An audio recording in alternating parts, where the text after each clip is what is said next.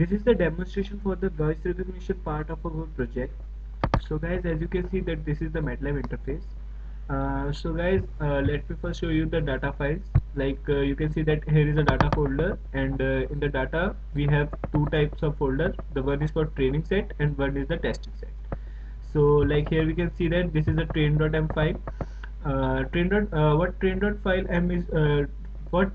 file is doing is it is converting each sound file into a computable representation. For that we are using the MFCC techniques and the vector quantization using LBG algorithms.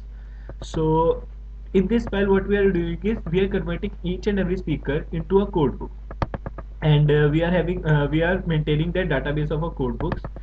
And now as we have the database, in the test well what we are doing is we again take each and every speaker, and then what will we do is we will again convert this speaker into a code book. And to check that this code book is the representation of which code book from our database, we are using the Euclidean distance.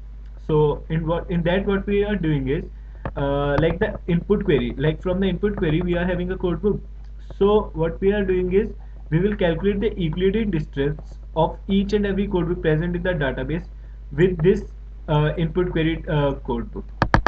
So the codebook with the least distance here from the input codebook will be the representation of this speaker. So so another question arises, like there might be a case that the input query might not be registered with our database. So what then?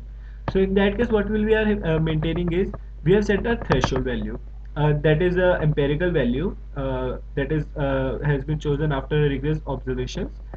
So if the least distance which we are calculating is greater than 20, there is we will output that there is no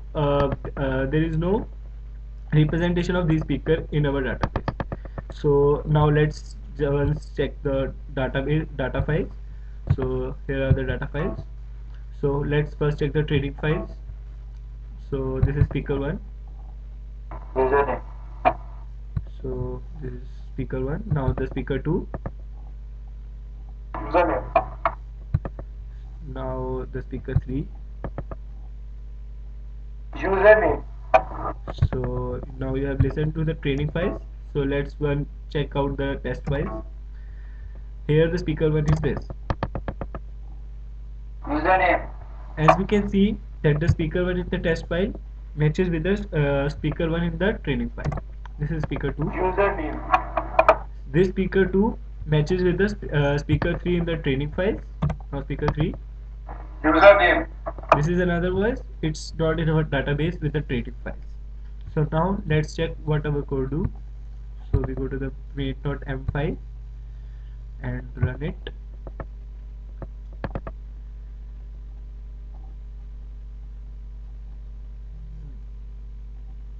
It's running. It's taking a bit of time.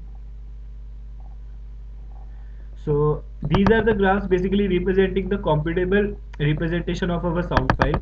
Like you can see, it's a graph of basis of substrum index versus frame index.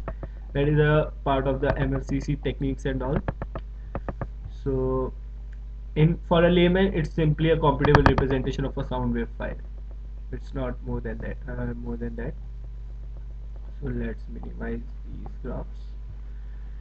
And now here we can see the results as expected. Speaker 1 matches with the speaker 1, speaker 2 matches with the speaker 3, and in the third case there is an error. So thank you.